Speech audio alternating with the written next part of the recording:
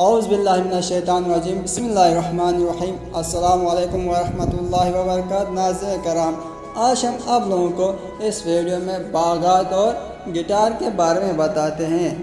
اگر باغات کی بات کی جائے تو قدیم یورپ میں بھی یہ باغات ہے، لیکن یہ مسلمان تھے کہ جنہوں نے باغات کی خیال کو ترقی دیتے ہوئے اس کو خوبصورت بنانے اور اس کو ادویات میں بھی استعمال کیا، یعنی باغات کو خوبصورت بنانے کا خیال اور ان سے ادویات تیار کرنے کا خیال مسلمانوں نے دیا ہے۔